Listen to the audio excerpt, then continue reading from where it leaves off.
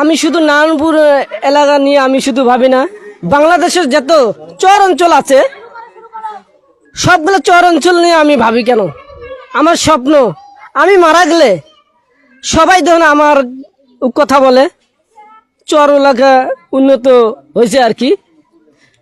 কেউ বলে তোমার এলাকা করে, আমি যদি মারা যাই আমি কি সব নিয়ে যাব, কেউ এরকম আর কি সমস্যা আমাদের চর এলাকা। এই জন্য আমি বলি নতুন সরকার নতুন এমপির কাছ থেকে আবেদন করে বলি, বাংলাদেশের যতগুলো চর অঞ্চল আছে সবার নজর করতে হবে এখানে, তাহলে আমরা শহরে যাইতে পারবো। আবার কি যেন বলে ব্যবসা করতে আরাম পাবো। শহরে যারা ব্যবসা করে অনেক লাভন করে আর কি, তারা বাড়ি করে ব্যাংক ব্যালেন্স করছে। আমরা চল অঞ্চল কেন এগিয়ে যেতে পারি না কেন? এরকম শিক্ষার হার আবার কম।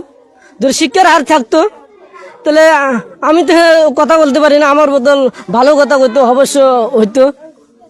এই সাংবাদিক ভাইরা যদি আবার চর এলাকাগুলো পারে তো বাংলাদেশের চর এলাকা, আমি আশা করি অবশ্যই নতুন সরকার এগুলো দেখতো আর কি। নতুন সরকার তো জানে না, তিনি তো থাকে তার বাসভবন এলাকায় থাকে। আসলে স্যারকে আমি মাপ চাইলাম, ভুল ত্রুটি হলে ক্ষমা করে দেবেন। আসলে স্যার এগুলা লোক দিয়ে আপনি তদন্ত করেন।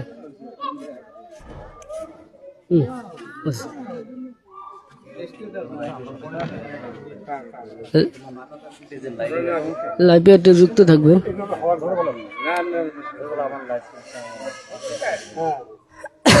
আমি চাই নারায়ণপুর এলাকায় যত বাড়ি আছে গ্রাম আছে সবাই প্রতিটা বাড়ির যদি শিশু বাচ্চা থাকে প্রাইমারি স্কুলে দেন, শিক্ষার হার বাড়ান, এলাকা অবশ্যই সফলতা উন্নয়ন হবে। বড় উচ্চ লেভেলে যদি শিক্ষা বলতে আমাদের নারায়ণপুরে নাই, শুধু আছে মাস্টার অথবা 2-4 জন ব্যাংকে চাকরি করে এই পর্যন্ত। আর তো কেউ কিসের অল্প ম্যানেজার এইরকম, তাছাড়া উচ্চ লেভেলে কেউ নাই। যেমন একটা প্রাইমারি আছে, একটা হাই স্কুল আছে, প্রাইমারি পাস করে হাই স্কুল পড়ে, হাই স্কুল পাস করে দেওয়া লাগে শহরে কি করে ম্যাচ ভাড়া লওয়া লাগে। অনেক যারা গরিব অসহায় মানুষ তারা অনেক টাকা দিয়ে পড়াইতে হয়। যদি নারায়ণপুরে একটা কলেজ দেওয়া কিন্তু প্রাইমারি পাস করে হাই স্কুল পাস করে কলেজ, তাহলে আমি আশা করি অনেক ভালো হইতো আর কি। ধন্যবাদ। আমি এই আশাবাদী আমি আমার কথা শেষ করলাম। ধন্যবাদ। তুমি তোমার পেজ সম্পর্কে বলো যে আমার পেজে আমি লাইভ করতেছি।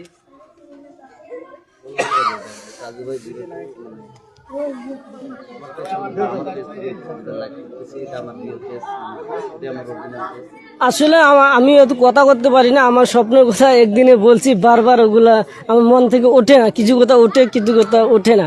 মনে অনেক কষ্ট জাগে আর কি, চোখ দিয়ে পানি ধরে আর কি। প্রথম দিন যেটা ভিডিও চোখ দিয়ে পানি ধরেছে, আসলে আমার অনেক কষ্ট বুকের ভিতরে। বারবার আগলে ধরলে আমার চোখ দিয়ে পানি ধরবে, বুঝতে পারছেন আপনারা আসবেন।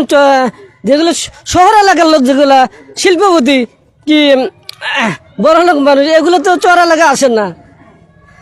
আসলে দেখতে পারবেন মাঠ ভরা বালু আর মাঠ ভরা নদী, অনেক সুন্দর লাগবে। আপনারা পিকনিক খেলে